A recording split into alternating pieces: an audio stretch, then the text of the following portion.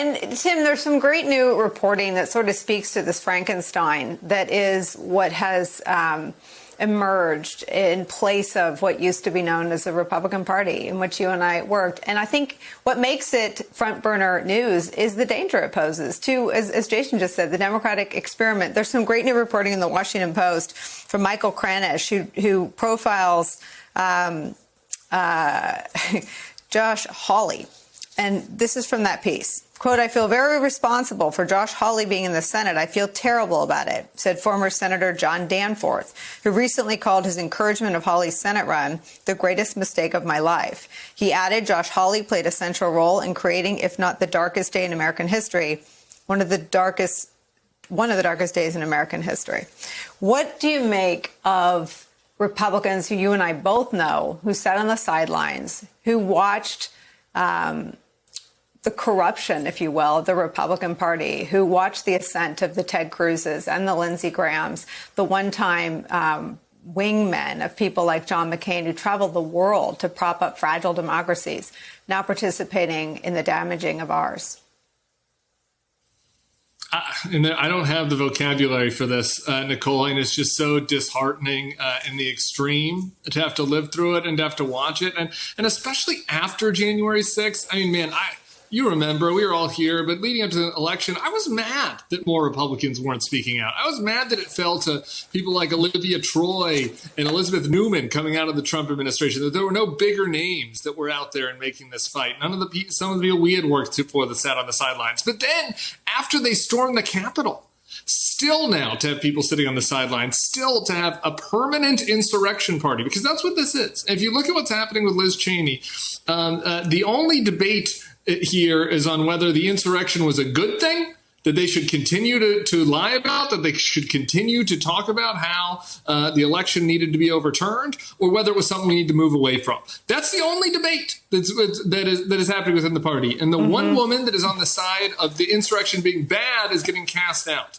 And Josh Hawley and the rest of the pro-insurrectionists are sticking with the party, and so I think that leaves us in a very stark and dark place. And it does, I can't lie, it does get frustrating when I see people that I once liked and respect look at all that and say, well, you know, Joe Biden is spending a little bit too much on infrastructure for my taste. I mean, I can't. That doesn't resonate with me. Well, look, I mean, you know, we just had John Boehner on this book tour. I think that the people that were in the Trump cabinet, you know, that should have been speaking out, who said they were the Mattises and the Tillersons. Frankly, I think that the retired Republican class. I mean, I just look, you know, Kasich and even the Bush family. Frankly, like why can't some of them just be for Joe Biden? If I have insurrection on one side and maybe spending a little bit too much on my taste on the other side, I just, it's frustrating to see a lot of them saying, well, I'm just going to take a pass on that one. Claire McCaskill, I share Tim's feeling, and I think we both know all the folks that have sort of been out publicly talking about who they wrote in for election. This wasn't a choice between a Democratic candidate who might spend more than a traditional Republican and a Republican. This was a choice between a lying, corrupt, it turned into an insurrectionist, and a patriot.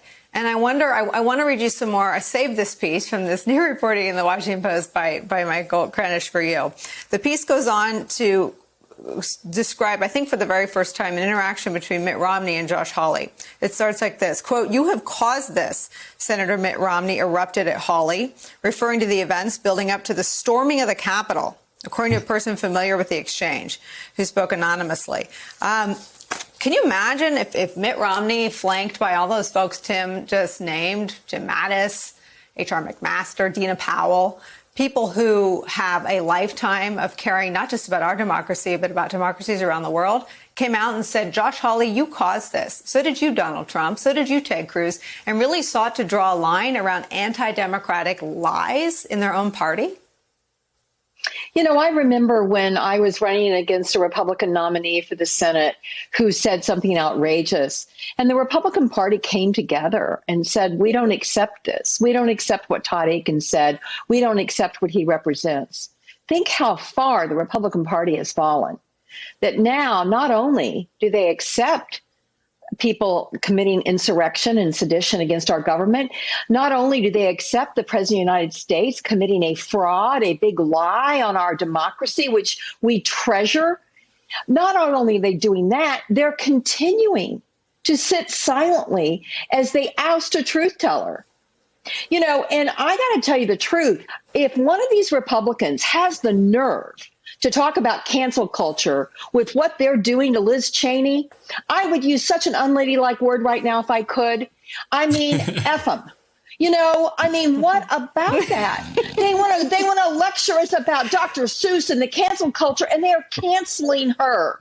They are canceling Liz Cheney because she has the audacity to tell the truth. Shame on all of them. And proving that we need a show on premium cable where we can use that word because it's so called for. But I just want to make this final point. It's not us, it's them. Here's Lindsey Graham speaking the truth and the lies out of the same two lips. Watch. The most popular Republican in America. It's not Lindsey Graham, it's not Liz Cheney, it's Donald Trump. I'm not going to try to get into the mind of Donald Trump because I don't think there's a whole lot of space there. People on our side of the aisle believe that Trump policies worked. They're disappointed that he lost. He gives voice to their anger and their frustration, but he's not fit to be president of the United States. And to try to erase Donald Trump from the Republican Party is insane. And the people who try to erase him are going to wind up getting erased. We think that he's unfit for office, that he would be a terrible commander-in-chief. He doesn't have the temperament or judgment. It's impossible for this party to move forward without President Trump being its leader. Okay. We would get slaughtered as a party if Donald Trump's our nominee, and quite frankly, we would deserve it. Tim, without getting into, what's wrong with Lindsey Graham, again, they all know better.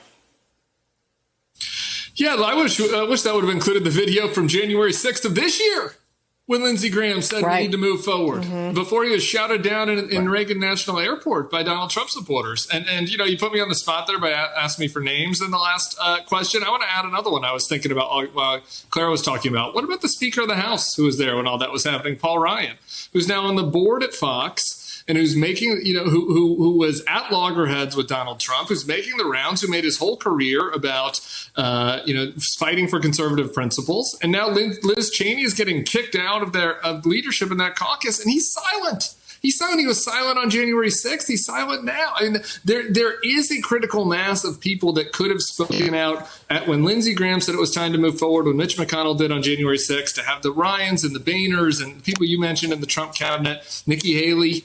Had they all held the line, we really could be to a place where we're fighting about whether the transportation and infrastructure bill costs too much. And wouldn't that be a good place to be? But instead, we have to be concerned about the very foundation of our democracy. Hey, thanks for watching our YouTube channel. You should know that you can follow today's top stories and breaking news and catch up on your favorite MSNBC shows all in one place. Download the NBC News app today.